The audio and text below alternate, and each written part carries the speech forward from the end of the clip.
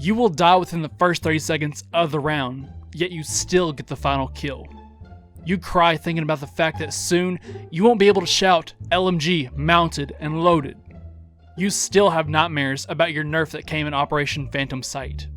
Right now you're the happiest you've ever been because Get Flanked just made a video on how Fuse is actually an amazing operator. There will be 30 seconds left in the round and you'll be across the map looking for Kapkan traps. You were worried whenever Warden was announced, then you saw how awful he is. You realize that the bandit trick didn't work, yet you stay in front of the wall hoping that you can still finish the battery animation.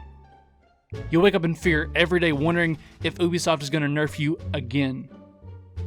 You've studied the work of the Kennedy assassinator, Lee Harvey Oswald.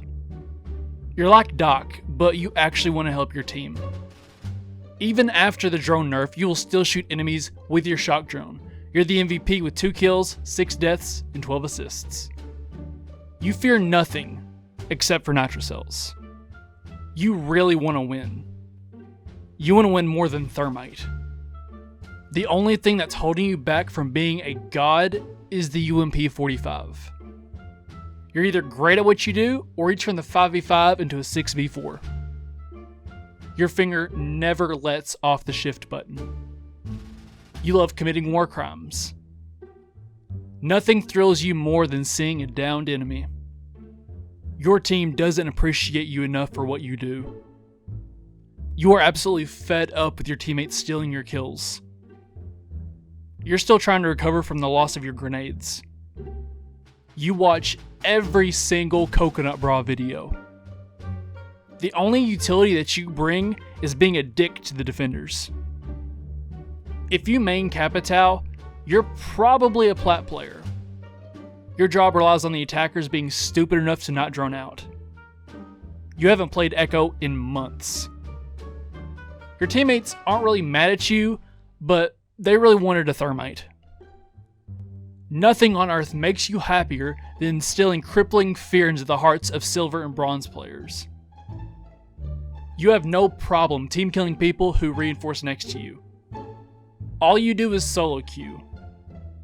There was one week in April 2020 where you were considered a god.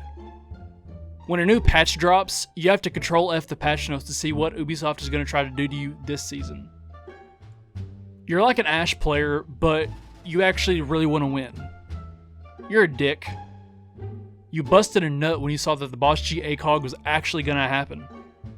You only play casual.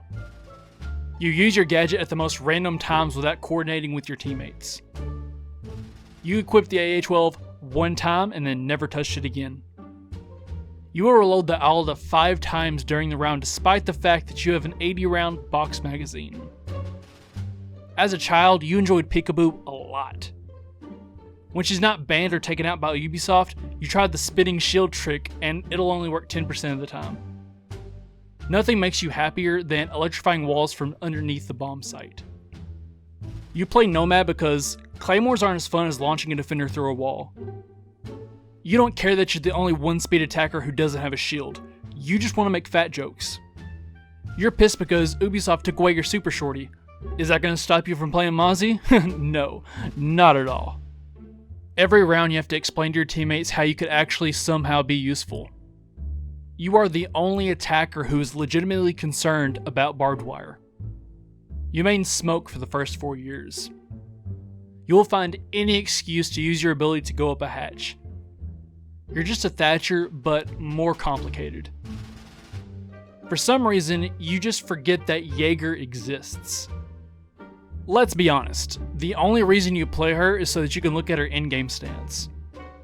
Your team has shotguns and impacts, yet you insist on making a rotation with your body.